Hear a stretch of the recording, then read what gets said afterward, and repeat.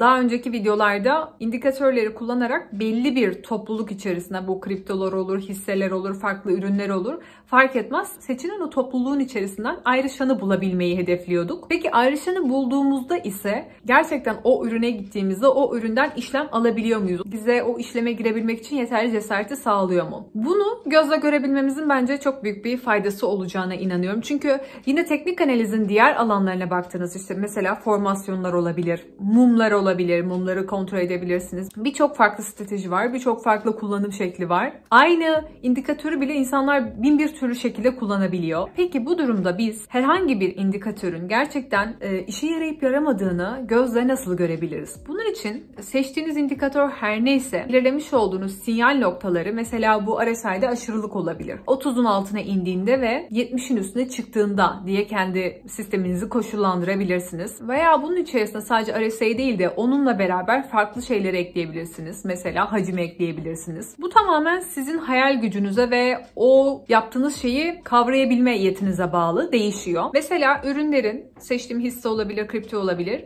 bunların RSI 30 seviyesine indiğini gördüğümde en fazla ineni tespit edip o gösterge üzerinden ona gidip grafiğini inceleyebiliyordum. Ve bu grafiğin üzerine de az önce bahsetmiş olduğum aşırılık noktaları arasındaki o fiyat genişlemelerini tespit edecek bir gösterge oluşturmuştum. Burada mantık şu şekilde ilerliyor. RSI 30 olduğu zaman ve RSI 70 olduğu zaman aralığı, yani o arada geçen zaman aralığında kaç tane mum kapanmış ve bu mum kapanışları esnasında fiyatta nasıl bir genişleme olmuş? Yukarı doğru mu? Aşağı doğru bir genişleme mi gerçekleşmiş? Mesela bunu zaten ortalama olarak alabiliyorsanız ürünler arasında hangi ürünün kullandığınız stratejiye veya indikatöre daha iyi tepki verdiğini ve daha kazançlı tepki verdiğini de gözlemleyebiliyorsunuz. Buna farklı ölçümlerde ekleyebilirsiniz. O esnada o kadar mum kapanırken, işte fiyat o kadar yükselirken veya alçalırken hacimde nasıl bir değişiklik oldu yüzdelik olarak? Fiyat yukarı yönlü %1 mi artmış yoksa aşağı yönlü %1 mi düşmüş?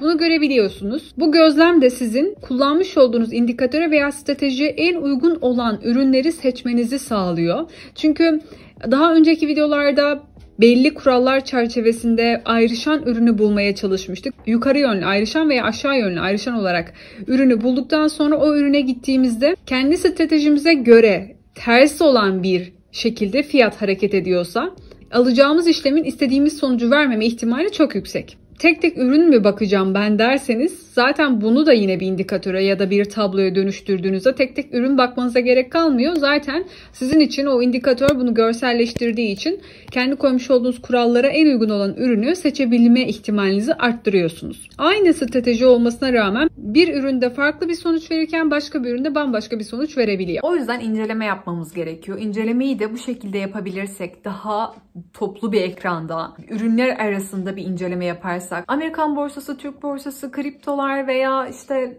emtia piyasası nasıl tepki veriyor kullandığımız bu sisteme? Çünkü tek bir ürün üzerinden gidersek o ürünle alakalı sinyallerin sürekli gelmesini bekleyeceğimiz için her şeyimiz o ürüne bağlı kalıyor. Ama böyle belli bir liste üzerinden, belli bir sistem üzerinden, belli bir sektör üzerinden seçtiğimiz ürünleri alıp onlar içerisinden ayrışanları seçip o ayrışanlar içerisinde kullandığımız indikatöre en iyi tepkiyi veren ürünleri ayrıştırırsak kar oranımızı daha fazla arttırabiliriz. Mesela 10 işleme giriyorsanız 6 tane işlem sadece hedefine ulaşıyor. Geri kalanı istediğiniz sonucu vermiyorsa bu oranı daha yukarıya çekmenizi sağlar. Çünkü sisteme daha uyumlu çalışan ürünü tespit etmek ister istemez başarı oranını arttıracak. Ama temelde önemli olan şey gerçekten bir ya da iki şeye odaklanmak. Çünkü içini ne kadar farklı şeyle doldurursanız, ard arda bir sürü koşul eklerseniz, yani bir sayfa açıp içeride 5-6 tane indikatör var. Hepsinin alım veya satıma yönelik bir hareket göstermesini beklerseniz hiçbir işleme giremeyebilirsiniz.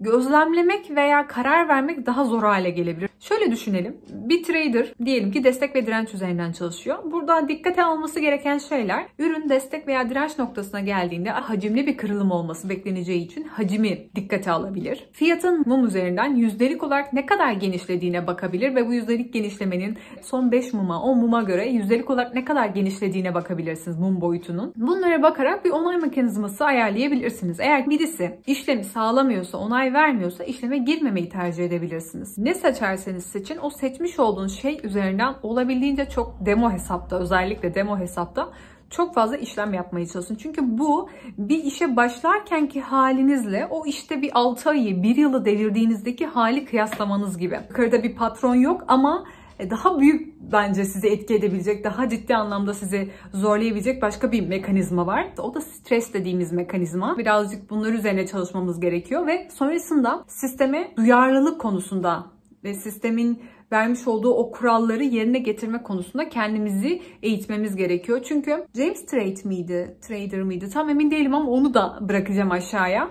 Onun da mesela birkaç videosunda özellikle denk geldim. Bahsettiği şey psikolojinin önemli olduğu ama bahsedildiği kadar %90'lık bir öneme sahip olmadığını, daha önemli olanın strateji ve sistem kurgulamak olduğundan bahsediyor videolarında. Bunu Selçuk Hoca da birçok videosunda bahsediyor.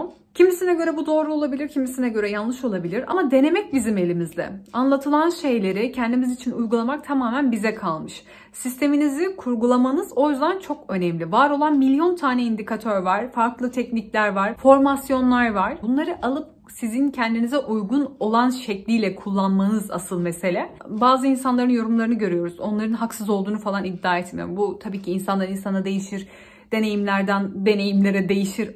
Ama tam olarak mesele şey değil, işleme girilen tutar değil. Çünkü siz $1 da işleme girebilirsiniz, $10 da, $1000 da. Bu tamamen sizin bütçenize bağlıdır. Sizin o stresi yönetme durumunuza bağlıdır. Stratejinize olan güveninize bağlıdır. Bu tamamen hani değişen şey, yani kişiden kişiye değişen bir durum. Kripto eğitimdi sanırım ya da kripto dünyası mıydı tam emin değilim. Ama bu videoda yararlanmış olduğum tüm kaynakların gene videolarını veya sayfalarının etiketlerini mutlaka aşağıya bırakacağım. Oradan hani bahsetmiş olduğum şeylere gidip bakabilirsiniz. Daha detaylı videoları bulabilmek için. O kanalda bundan çok bahsediliyor. $1 da işte sadece 10x kaldıraçla işleme girdiğinizde, eğer ki bakiyenizi 3x yapabiliyorsanız belli bir işlem sayısından sonra, diyelim mesela 1 aydan, 3 aydan, 6 aydan sonra bunu yapabiliyorsanız, yani bir kere o kilidi kırmışsanız, bir kere o noktanın üstüne çıkmışsanız zaten sonrasında bunun nasıl yapılabildiğine alıştığınız için süreci devam ettirebiliyorsunuz. Yani psikolojiniz bunu kaldırabiliyor, alışkanlıklarınız bunun çerçevesinde zaten şekillenmeye başlamış oluyor. O yüzden tutara takılmadan demo hesaplarda lütfen öyle $1000'lık, $100.000'lık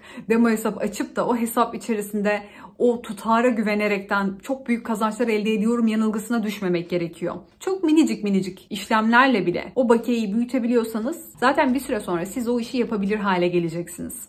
Bence video yeteri kadar uzun oldu. Umarım açıklayıcı olmuştur.